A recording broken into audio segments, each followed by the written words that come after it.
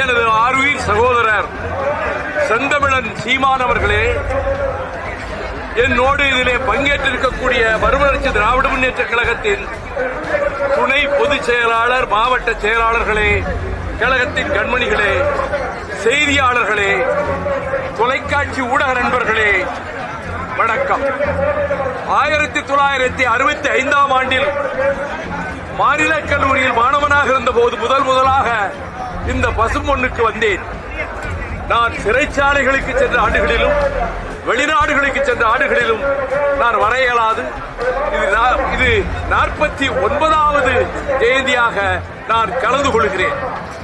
பசும்பொன் தேவர் திருமகனார் மீனாட்சி அம்மன் ஆலயத்துக்குள்ளே தலித் மக்கள் பிரவேசிப்பதற்கு வைத்தியர்குல மக்கள் பலருக்கு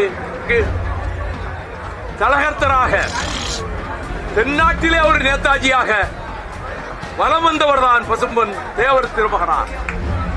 அவர் தேர்தலில் போட்டியிடுகிற காலங்களில் அவர் ஓட்டுக்கட்டு எங்கேயும் போனதில்லை. லட்சக்கணக்கான ஓட்டுகள் வித்தியாசத்திலே அவர் வெற்றி பெற்று வந்தார். இப்பொழுது இந்த தெற்கு சீமையில் அனைத்து சமூகத்தினரும், முக்குளத்தோர் சமூகத்தினரும், தேவேந்திர மக்களும், பல்வேறு சமூகங்களைச் சேர்ந்தவர்களும் ஒற்றுமையாக இருக்க வேண்டும் என்பதுதான் இந்த வேளையில் என்னுடைய வேண்டுகோள். கசப்புகள் எல்லாம் கடந்த காலத்தோடு மறைந்து போகட்டும், வேற்றுமைகள் எல்லாம் அடியோடு விடைபெற்று போகட்டும்.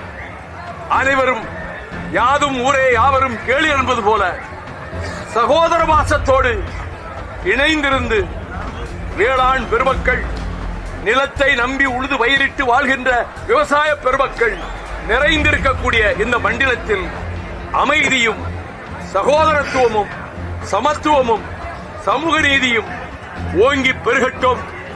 அதற்கு இந்த தேவர் ஜெயந்தி ஒரு பாதை அமைத்துக் கொடுக்கட்டும் என்று கூறி, அந்த ஒற்றுமை உணர்வு தமிழ்நாட்டுக்கு மிகவும் தேவை என்பதையும், சாதிமத சளக்குகளும் வேறுபாடுகளும் நம் எதிர்காலத்தை அழித்துவிடும் என்பதையும் இளம் தலைமுறையினர் உணர வேண்டும் என்பதையும் இந்த வேளையில் நான் இங்கே வந்து பசும்பொன் தேவர் திருமகனாருடைய தூவி அவருக்கு வீர வணக்கம் செய்கின்ற நேரத்தில் தமிழ்நாட்டினுடைய தன்மானத்திற்கும் வீரத்திற்கும் இளைஞர் உள்ளங்களில் புயல் வந்துருச்சு.